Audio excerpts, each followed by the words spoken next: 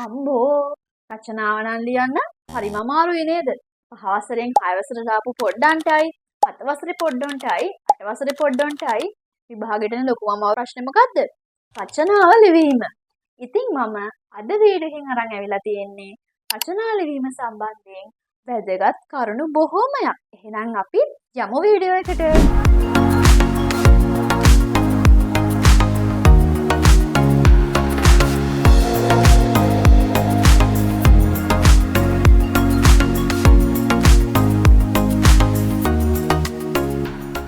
අයිබෝවන් ආදරණීය දුවේ පුතේ. අද මගේ channel එකේ මම අරන් ඇවිල්ලා තියෙන්නේ 6 ශ්‍රේණිය 7 ශ්‍රේණිය 8 ශ්‍රේණිය පොඩ්ඩන්ට රචනාව ලියද්දී වැදගත් වෙන කරුණු මොනවද කියලා. දුවේ පුතේ අපි රචනාවක් ලියනකොට අනිවාර්යයෙන්ම අපිට සැලැස්මක් තියෙන්න ඕනේ.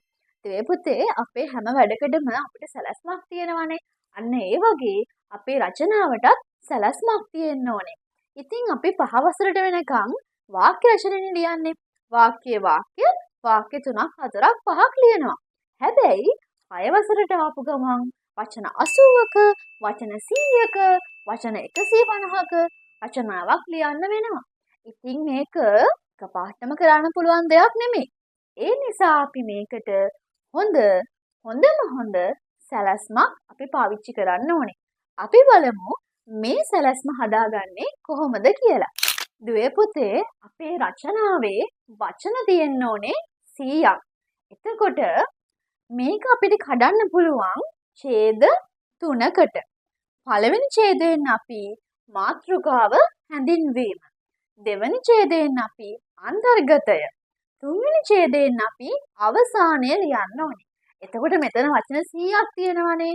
ඔයාලට පුළුවන් එක ඡේදයකට වචන 30 ගානේ ලියන්න. ඉතින් වචන 30ක් කියලා කියන්නේ වාක්‍ය 10ක්වත් නෑ. එතකොට ඔයාලට පුළුවන් ඡේද 3 හදාගන්න. එතකොට මෙන්න මේ සැලැස්ම ඇතුව තමයි අපි රචනාවක් ලියන්න ඕනේ. නැත්තම් අපිට වෙන්නේ අපි එකම දේ ආයි කිය රචනාවට අදාළ නැති කරුණු කිය රචනාව ලියන්න ගන්නවා. එතකොට අපිට රචනාවේ ලකුණු ලැබෙන්නේ නෑ. ඒ නිසා අනිවාර්යෙන්ම ඔයාලා මෙන්න මේ සැලැස්ම රචනාව ලියන්න කලින් මාතෘකාවට අනුව හදාගන්න ඕනි. අපි දැන් බලමු අපේ පුංචි දුවල පුතාලා රචනාවක් ලියනකොට අවධානය යොමු කරන්න ඕනේ කරුණු මොනවද කියලා. අද මම කියලා දෙනවා රචනාවක් ලියනකොට ඔයගොල්ලෝ අවධානය යොමු කරන්න ඕනේ කරුණු 5ක් ගැන.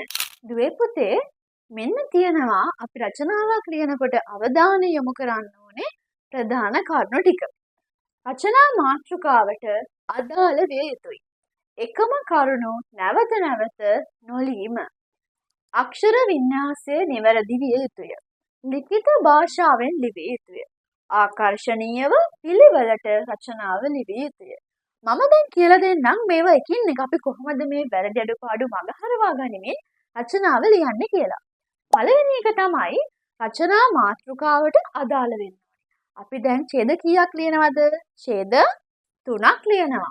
මේ ලියන ඡේද 3ම පුතේ අනිවාර්යෙන්ම මාතෘකාවට අදාළ වෙන්න ඕනේ. උදාහරණයක් විදිහට මම කියනවා උදෑසන ගැන රචනාවක් කියලා.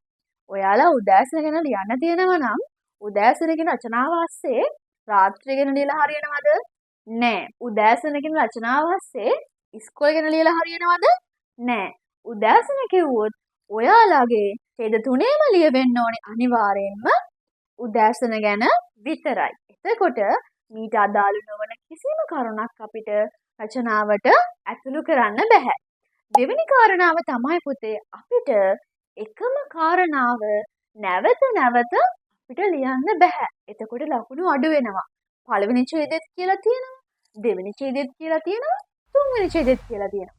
එතකොට එකම කරුණ ඡේද 3ේම කියලා තියෙනවා නම් ඒත් වැරදි. ඒ නිසා අපි එකපාරක් ලියපු දේ ආයි නැවත ලියන්නේ නැහැ. ඒ වගේම තුන්වෙනි කාරණාව තමයි අක්ෂර වින්‍යාසය.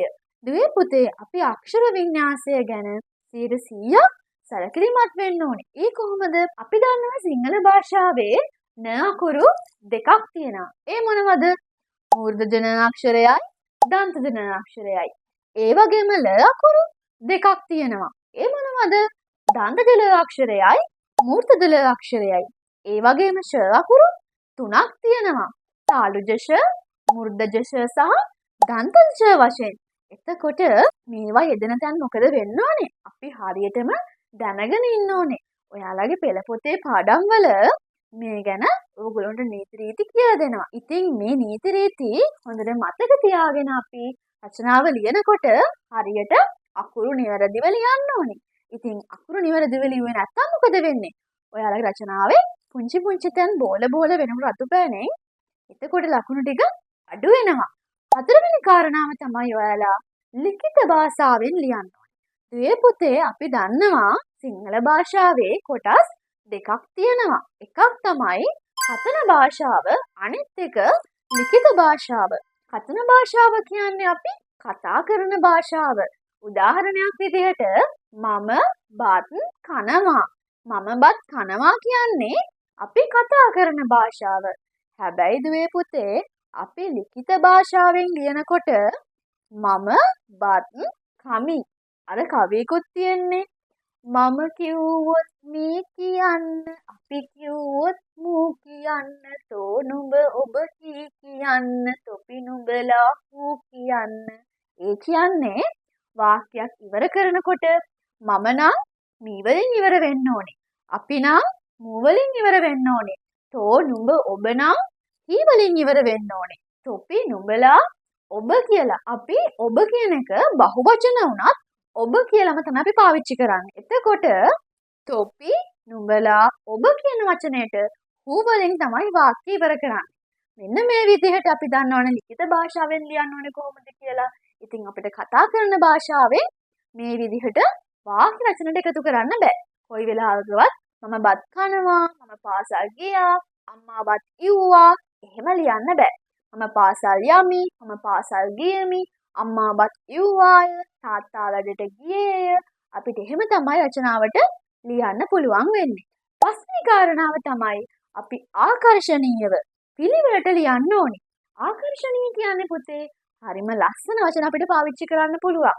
ප්‍රස්තාව පිරුළු, උපමා, ඉඟිවැකි, යුගල පද මෙන්න මේ වගේ දේවල් අපිට රචනාවට එකතු කරලා හරිම ලස්සනට අපි රචනාව ලියා ගන්න පුළුවන්. ඒ වගේම තමයි දුවේ පුතේ පුංචි ඔයාලා රචනාව ලියනකොට අනිවාර්යෙන්ම පිළිවෙලට ලියන්න ඕනේ. නැත්නම් රචනාව චුට්ටක් කැත වෙනව නේද?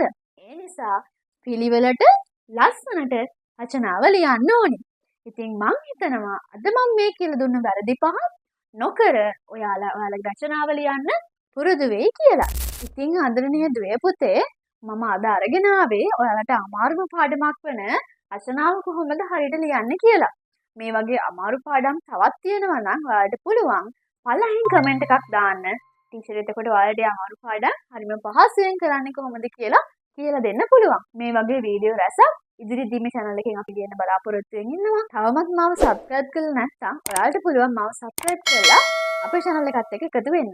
ඉතින් මේ වගේ තවත් වැදගත් වීඩියෝ එකකින් නැවතත් හමු වෙමු. අයිබෝවන්.